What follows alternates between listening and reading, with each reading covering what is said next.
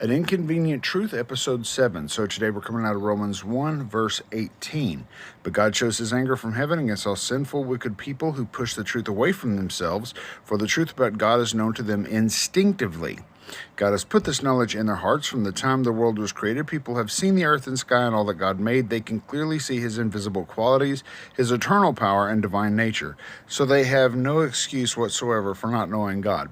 Sorry about the little duck there. A bee came at my head.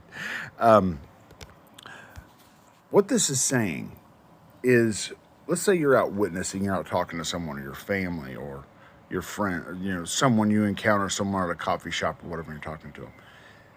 People who claim to be atheists are already denying that there's a God.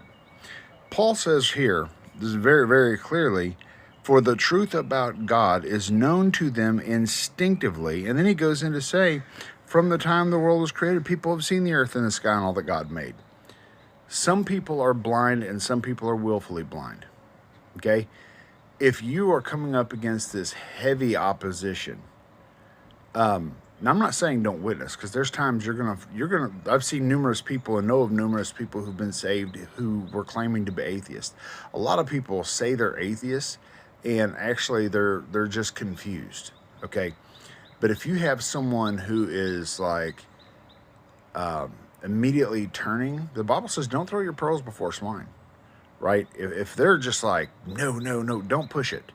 Don't bring it up again. What you do is you pray for them.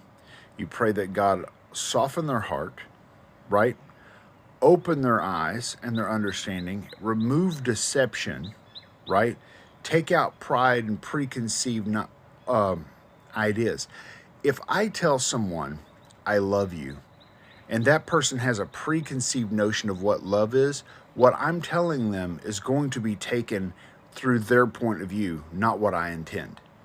If I'm saying the Lord loves you, and then this same person, every time love was brought up when they were a kid, they were being sexually abused by someone, or it was manipulation, they're going to apply that type of idea of what love is to an actually loving father.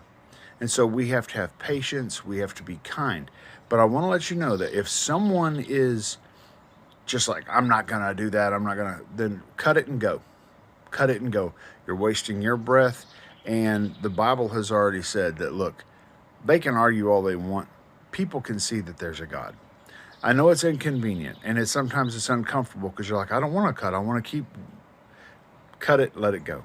I love you guys. Be blessed.